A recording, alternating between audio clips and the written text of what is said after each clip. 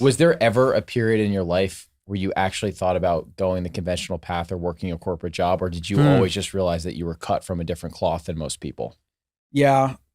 I don't know if there was. So I went to community college because I didn't know what else to do, and that didn't work out. Mm-hmm. Every year from basically high school on, it was like, I'm going to be different this year. I'm going to get good grades. I'm going to study. And then like, sleep deprivation kicks in, playing AOK too late at night kicks in. And then you just don't care anymore because you're so far behind. I'm telling you, like when it comes to schooling, it's just so not set up for, I think, humans really. Like, and some people are going to do fine. Some people aren't. Most people aren't, I don't think. It's also very, I think, scarcity kind of focus where it's like, if you don't do this, you get a bad grade and then you'll be shamed. Like a lot of it, I just think is wrong for a lot of reasons. And Mm-hmm. it didn't work for me, you know? And it's like, but if you gave me something that was like Age of Empires or poker, where it's like, okay, this is a mastery based game. You can get in the flow state. You can connect what you do to some kind of outcome and you can control that outcome. That's what entrepreneurship is, right? Right. Nobody told me that in high school, dude. I remember I was probably like 20 years old or something where somebody's like, yeah, that guy owns that gas station. And I said to him, what do you mean he owns it? I thought like these mega corporations owned everything. Yeah. Nobody in my entire life had basically been like, yeah, you can own a small business. Mm. I'm telling you, it was not a thing. Entrepreneurship was not a thing. Went to college, whatever.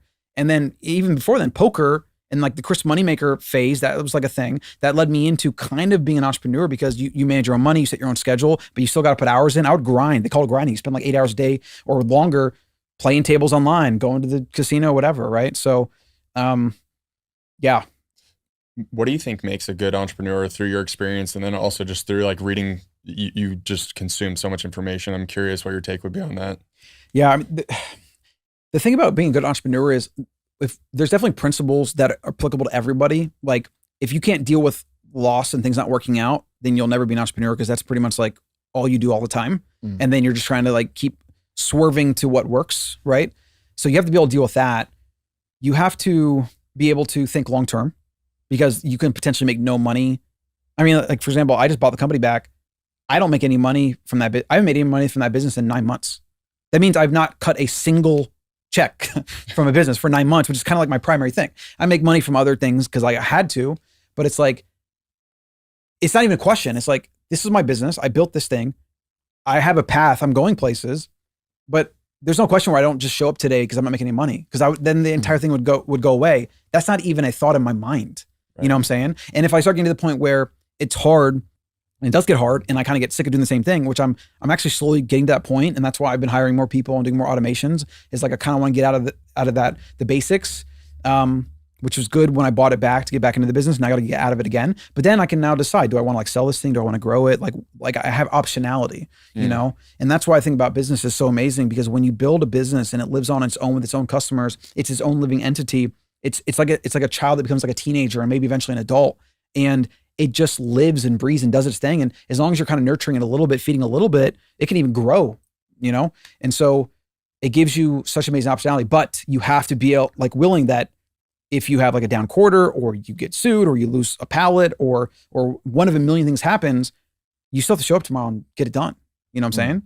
And some people love that. And like, I guess you could even say I do like that because it's like connected to what I do, my mastery, like, outcomes, whatever. But not everybody should do it. Because like I used to think most people should. Nope. But I think everybody could at least maybe be a freelancer or at least like have some clients or like do some client work or like at least be a remote employee. Like if you're going to work for a company, start by controlling where you live. So if you want to be remote, negotiate that and then live anywhere in the world. Then you can start maybe acting where you're more of a services business where you like work for multiple companies and you're not beholden to any one and you set your own terms. You do what you did do in this big faceless corporation, but now they just companies pay you a service fee every month and you can fire clients, you can take on new clients, you can grow, you can not grow. I just think like almost everybody could probably do that.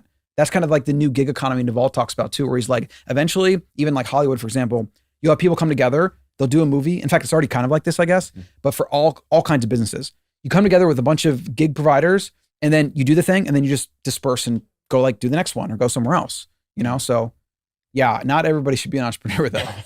Well, that was going to be one of my follow-up questions to Harry's point is when you're talking about like the spirit of entrepreneurship, risk tolerance, kind of having blinders on, like front sight vision, blocking out a lot of these other things that could happen as an entrepreneur. Do you think that behavior, can everyone learn that? Can that be trained? Can that be programmed? Or is some of this stuff just like intrinsic? The answer is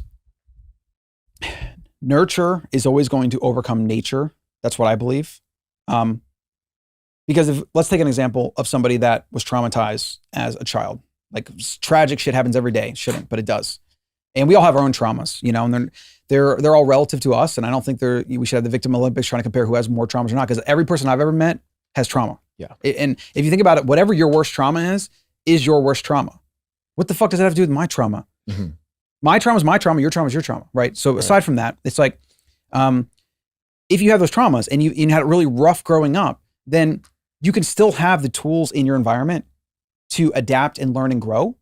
Or you can look at it as, poor me, I'm a victim. You give up your agency and you're basically a victim and you're stuck and you don't grow for your entire life.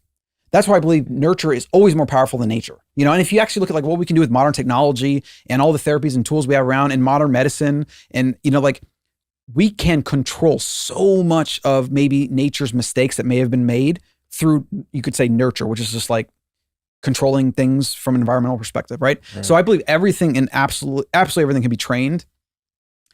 But most people aren't going to do that, because if you want to develop skills as an entrepreneur, you have to be around other entrepreneurs.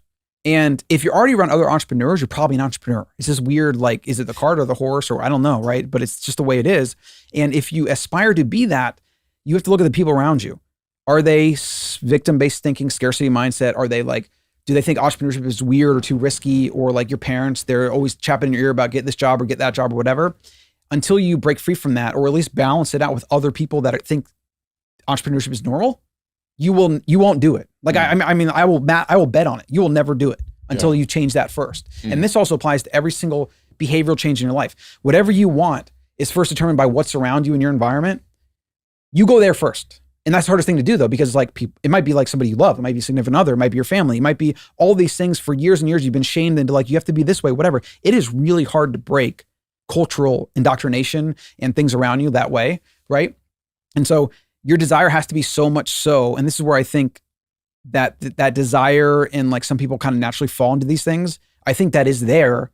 And you could even say, in my situation, maybe I was lucky that I did have a small family, right? And like my dad was always very supportive, but I mean, we don't have like a lot of aunts and uncles, like one sister. I'm basically like the head of the household. So I've always had this freedom where like I kind of just like lead everyone else. But what if I had all these other people that were kind of like role models to me, and they all lived a different lifestyle, and that wasn't as cool? I mean, I probably wouldn't have ended up this way. I don't know. Maybe I would have. Maybe I would have been like that outlier that like went out and did my own thing. It's hard to say, right? But I do think it's some combination of both of those, and we can still boil it around to the first principles. If you want to do something different with your life, you have to go to the people and things around you and the content you're consuming. And until you change that, nothing you want to change will happen, like for sure. Yeah.